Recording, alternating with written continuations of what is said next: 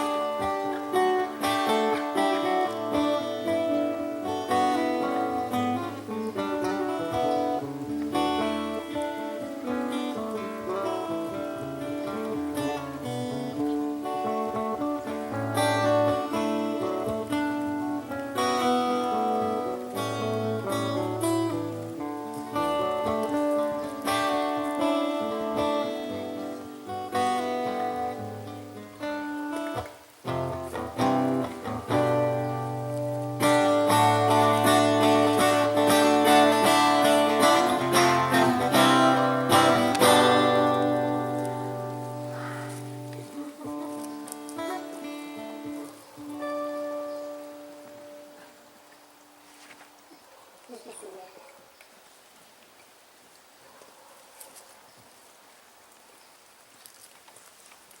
There is no word other than joy for being in the presence of a couple who absolutely delight in their relationship and who live with gratitude for the good fortune of finding one another.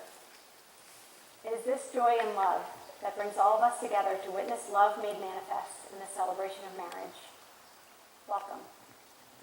Christine and Nate.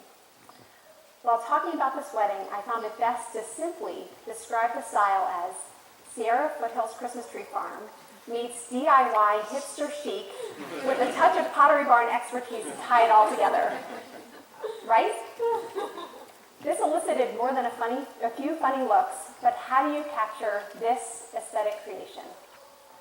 The beautiful location, the natural materials lovingly crafted by hand to construct the seats on which you sit, this platform, the bridges, the tables upon which we will share a meal, the napkins we will use. This entire event, no small undertaking, was a labor of love, joining you and your families together to create this place, this environment, this moment for yourselves and all of us. This place is rich with symbolism. You chose Christine's home, a Christmas tree farm, which reminds us of the tradition of bringing life into a home as a sign of renewal in the midst of winter. And there's no question about the ceremony site. You were drawn to the streams that converge and built bridges to walk across with your parents, honoring the example of their love and support as you transition into a new relationship, that of husband and wife. And today, we get to see what we've heard and dreamed about along with you. As your community of family and friends, thank you for inviting us here to share in the beauty of your relationship, your generous hospitality, and impeccable taste. Beloved guests, on behalf of Christine and Nate, welcome and thank you for being here. They are very grateful for the miles traveled by so many of you to arrive here for this wonderful event. They express deepest gratitude to Dee and Bob Koberbig for not just going along with the plan to host a wedding for over 100 people at the farm, but for opening your home to Christine and Nate as they lived here on the weekends, and for your work to transform this place into the wedding location of the century. We are all beneficiaries of your kindness and dedication to this project. Carolyn, you too get your own shout out for your assistance in making all of this happen. Thank you.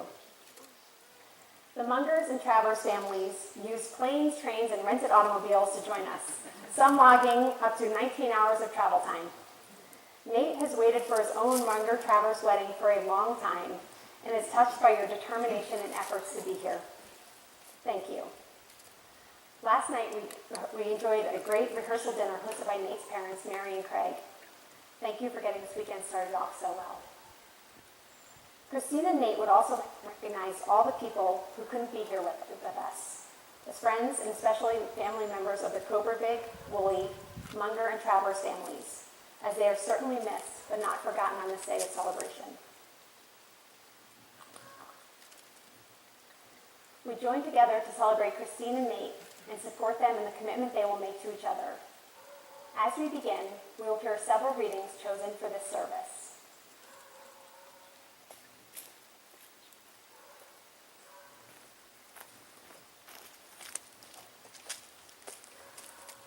The first reading will be shared by Andrea Kokendorfer, Christine's friend.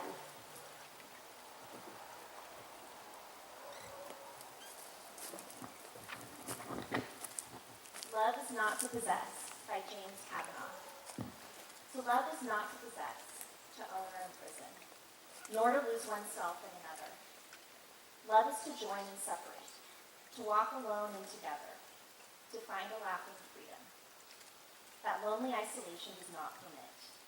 It is finally to be able to be who we really are, no longer clinging in childish dependency, nor docilely living separate lives in silence. It is to be perfectly oneself and perfectly joined in permanent commitment to another and to one's inner self. Love only endures when it moves like waves, receding and returning gently or passionately, or moving lovingly like the tide in the moon's own predictable harmony. Because finally, despite a child's scars or an adult's deepest wounds, They are openly free to be who they really are, and always secretly were. In the very core of their being, where true and lasting love can alone abide. Thank you, Andre. Carol, Nate's sister, will do the second reading.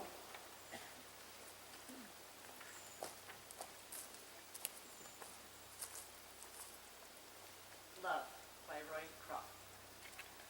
I love you not only for what you are, but for what I am when I am with you. I love you not only for what you have made of yourself, but for what you are making of me. I love you for the part of me that you bring out. I love you for putting your hand into my heaped up heart and passing over all the foolish, sweet things that you can't help dimly seeing there. And for drawing out into the light all the beautiful belongings that no one else had looked quite far enough to find. I love you because you are helping me make of the lumber of my life not a tavern, but a temple. Out of the works of my everyday, not a reproach, but a song. I love you because you have done more than any creed could have done to make me good. More than any fate can. You have done it without a touch, without a word, without a sign. You have done it for me. Thank you, Carol. David Cover, Nate's former roommate and dear friend, will read our last poem.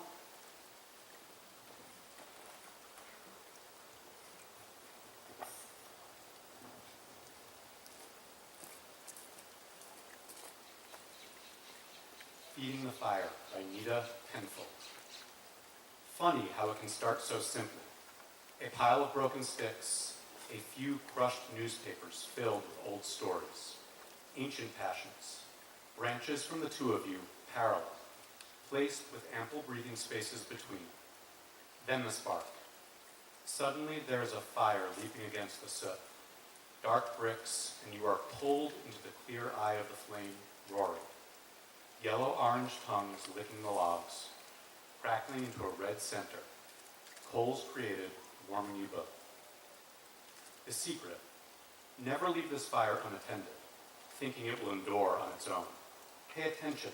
It must be fed as the spirit is fed, vigilantly, turning a stout branch so the flames will catch the far side, adding a log as the rest turn to coals.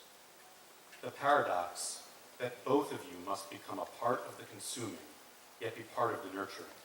Love is process, keeping the flames burning steadfastly between you.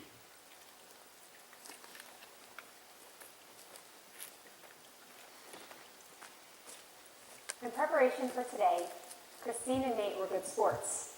I knew how many tasks were involved in hosting an event in an unconventional location.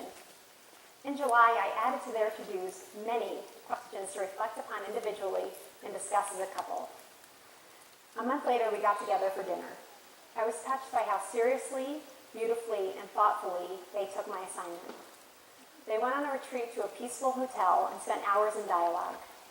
Our follow-up conversation signified a willingness to engage in the process of preparing for a marriage, not just planning a wedding. We had dinner together every month or so to talk about the wedding. Christine always had a green notebook given to her by Nate. He didn't know this gift would be her wedding planner. As we spoke, I noticed how often Christine and Nate were in agreement. What was struck me most was their mutual respect for their different styles of preparation. Christine would take record of the details, complete with drawings, and would create lists. Nate would pause and share his thoughts. When it came to answering the pre-wedding questions, it switched.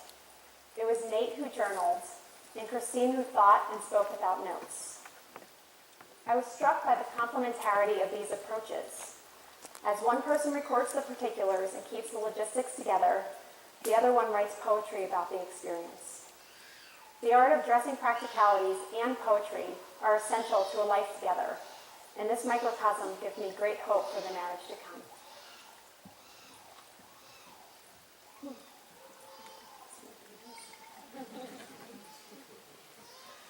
I know what I see in this relationship, but I wanted to know more.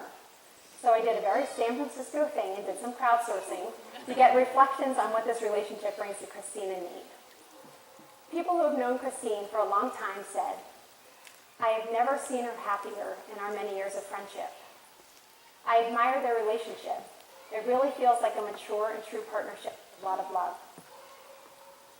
This relationship has brought Christine joy that exudes from her body and spirit. She's been a happy person since I met her, but something now is just shining, and I can totally feel it.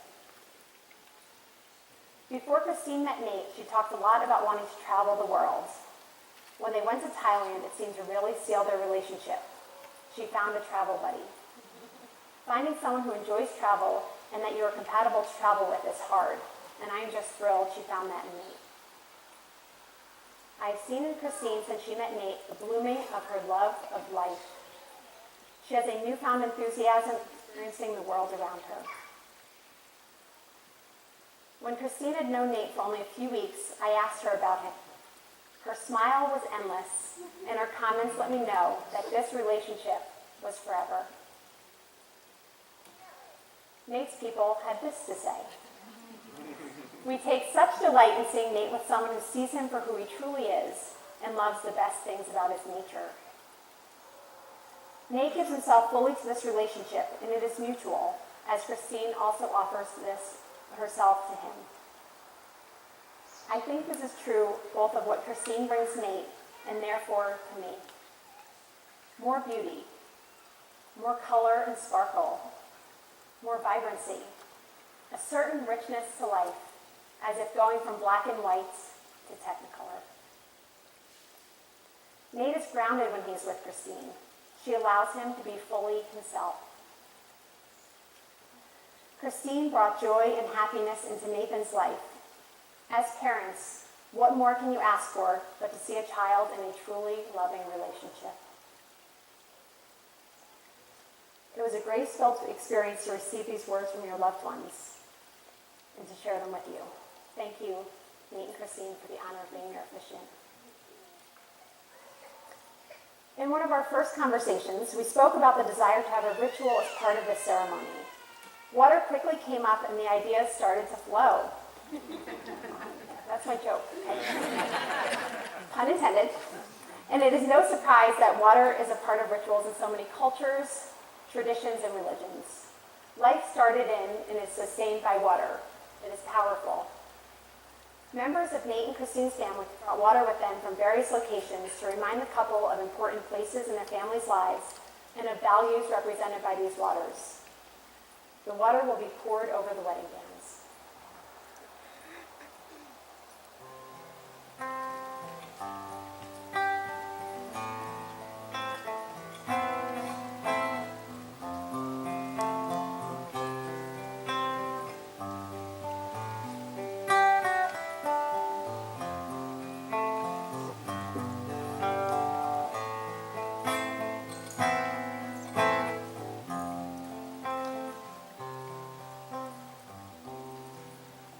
Craig and Mary Munger, Nate's parents, bring water from Canandaigua Lake in New York. They explained, Canandaigua is a Native American word meaning chosen spot. For the Munger family, Canandaigua Lake has been exactly that. It has been a place to relax, a place to play, and a place to reflect. It is full of memories past and will be part of new ones to come. As a result of this water ritual and ceremony, it will also be a blessed memory, and for that we are thankful.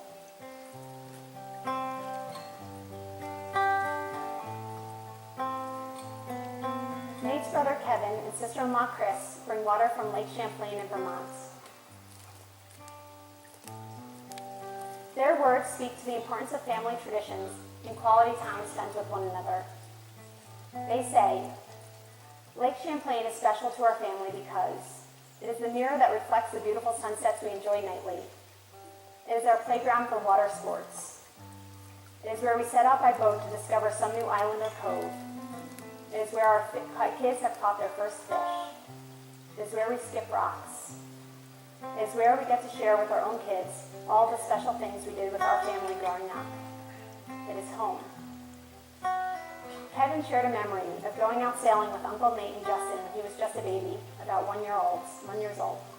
The Vermont Mungers look forward and are excited to share these special moments like the ones that we just mentioned with Nate, Christine, and their children in the years to come. Carol and Phil LaMarche, Nate's sister and brother-in-law, bring water from the Grass River, which flows northeast from the Adirondacks to the St. Lawrence River. It runs through the heart of their community in Canton, New York, and is one of the natural beauties that drew them to the far reaches of North Country. Their children are learning to swim in its waters, and they have spent memorable days with family and friends on its shores. This love of nature was a formative part of Christine and Nate's childhood experiences of living in rural areas. They continue to appreciate natural beauty and seek out opportunities to get away from the big city. Christine's Aunt Karen contributes water from Puget Sound in Washington State.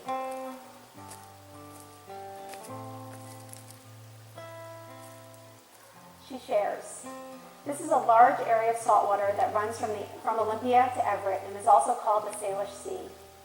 It's important to me because this is where I grew up and spent time cruising on it and playing on it. Also, I have shared a few boat trips on Puget Sound with my brother Bob, Christine, Carolyn, and Dee.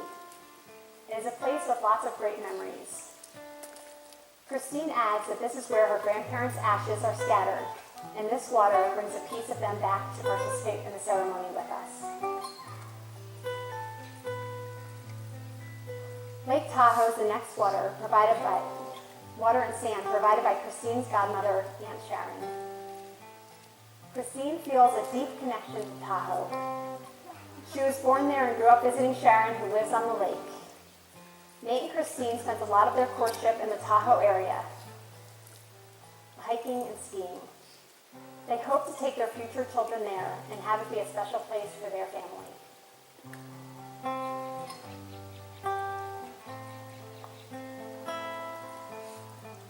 Water from this place that surrounds us, Crystal Creek, will be poured from Bob and Dee, Christine's parents.